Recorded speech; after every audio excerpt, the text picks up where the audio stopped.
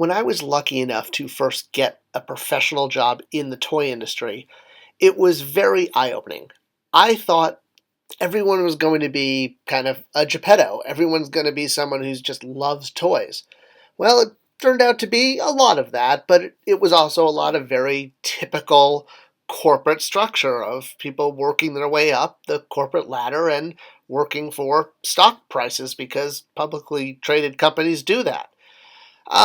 Probably some of this was me being naive, but yes, big companies have everything big companies have. They have people who handle the finance that I don't even attempt to understand what their job is, or the people who handle inventory going in and out, or, Betty down in research, who's amazing at finding things, research. Um, Drivers, HR, all the stuff. So, what about toy makers? There's no job of toy maker. That's not like I mean, I guess you could put that on a business card, but it's not a job you'll find at a large toy company like Hasbro, Mattel, Jax, that kind of thing. So when I refer to myself as a toy maker, people online say, "Well, that can't be true." And yes, I was in marketing, that's what it said on my business card, but you look at my desk, and I'm definitely someone who loves toys. I like being surrounded by them at all times when I'm working. So, do you have to be officially knighted as toy maker by, the president of the Toy Making Association or something like that? Again, the reason that I'm blending this question with my own career is really just as a form of illustrating how difficult this question has become, especially in the toy collecting community. So look at Toys That Made Us. The show about He-Man that glazed over 10 years of my life and gave it to Super 7. That's not important right now. Okay, well, they did bring together a lot of the people who worked on He-Man originally in the early 80s, and it's interesting how they represented all the different divisions of the toy company, and they were sort of fighting over who's the toy maker, who gets that title, who's the creator. Well, consulting, the great books of business information that one would need in order to solve this, one would find that it really is a communal project. Toys, like a movie, are very much a creative process of a group. So when I was on Hot Wheels, which was the first brand I worked on at Mattel, I worked with Larry Wood, who created this design but didn't have a name for it, or rather the name he wanted to call it wasn't available. So as the copywriter, it got bumped to me, and I gave him a few names, and out of, I think, the 5 or 6 I submitted, he really liked straight pipes. So the design became straight pipes. So it's Larry Wood's design. He absolutely created the design. I came up with the name. But I don't think that makes me the toy maker coming up with the name. I mean, it would just as much, it would have been the original name Larry wanted to call it if it wasn't unavailable. Or what about when I was on DCU Classics at Mattel, the line I worked on after Hot Wheels when I moved into marketing? So I had a lot of input in this line as far as character selection, who was going to be in what wave, how to maximize sales by releasing figures in certain ways, conventions, etc., with the collect and connect figures. And the Four Horsemen, they were the ones who actually sculpted the figures. But they had to do so under the direction of the IP owners, who had to approve every figure. Even the crazy choices like Commandy, who wound up in the line because, well, the marketing manager, me, got a slot to put any figure he wanted, and I chose Commandy because I really like Commandy. What can I say? And he never had a toy before or since. So does that make me the toy maker of Commandy? I mean, I had to get permission from Warner to do the figure, and the figure is based on their IP, so I didn't create him. So my choice in putting him in the line, I don't know if I mean, I don't believe that gives me, toy maker credit, if you will. So again, it's really getting down there with so many jobs that touch a product, but who actually is the one that well, puts that on their business card, can go around and say, I'm a toy maker, unless, your name is Geppetto and you're making wooden puppets that get turned to life, and then it's self-explanatory. So let me give two more examples, and then again widening the scope. The last line I worked on at Mattel was the Star Wars Hot Wheels line.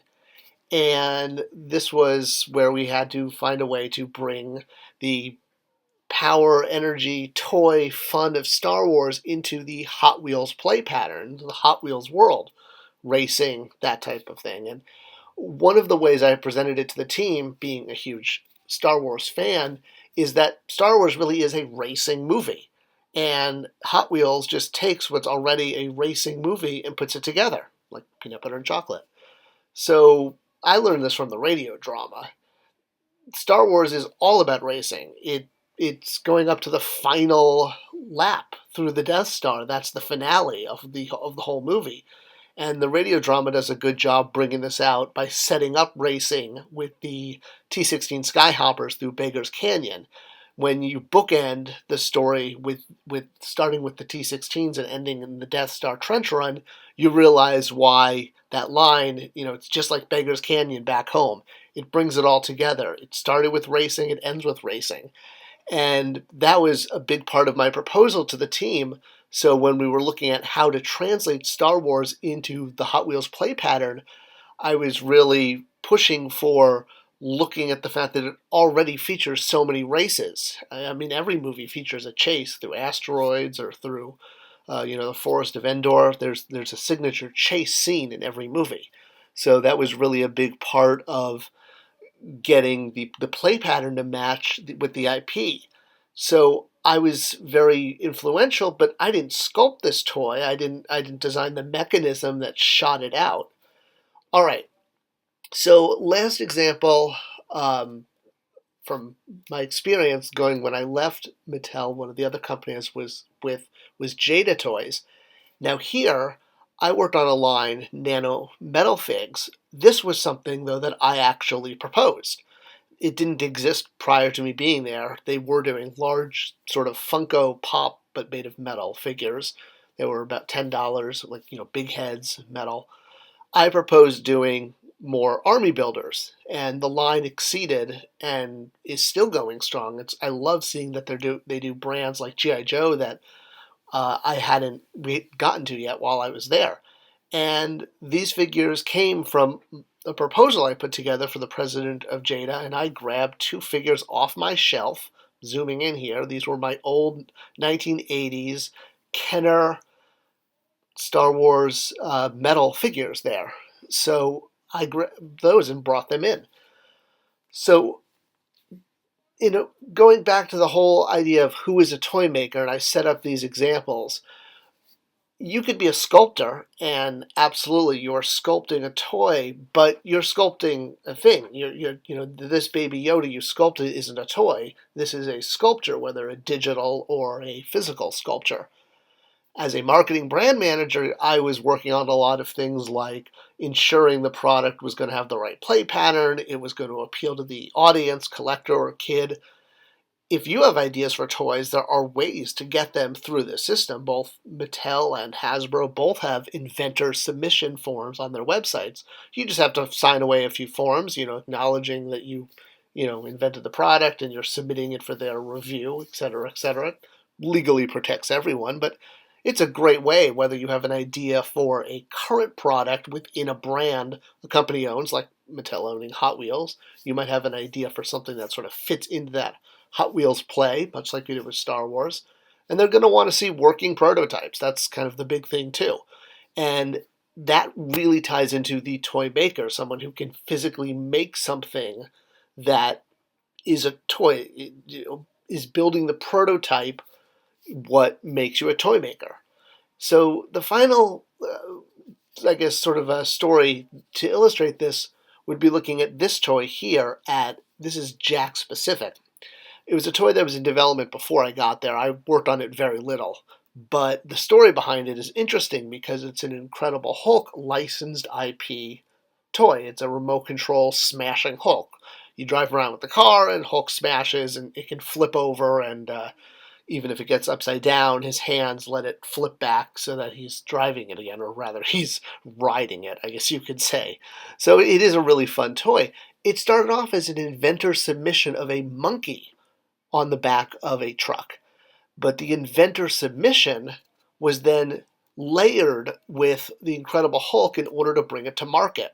And that is a perfect example of how not just the inventor, but marketing, the toy designers, the package designers, licensing, all have to come together. So while you could have a great idea for a toy line and you could be able to prototype it, you might be able to draw it out, but you are an illustrator. You might be you need to come together to make an actual toy, and to get the title of the toy maker, it can never be one person because there's simply too many stops along the way, too many people that are part of the overall puzzle of bringing product to retail. Sure, if you make one toy and give it to a child, like you design it, you made that, but if you make shoes in life, you're a shoemaker. No matter what part of the process, marketing shoes, design the shoes. If you make cheese, you're a cheesemonger. Monger. Everyone should get to be a monger, like a toy monger, but that sounds so evil. Oh, cheesemongers. Well, either way, obviously large toy companies employ lots of individuals. Some more involved with the toy making process, others just with regular business. But getting that certificate that says, I am a toy maker, who distributes that?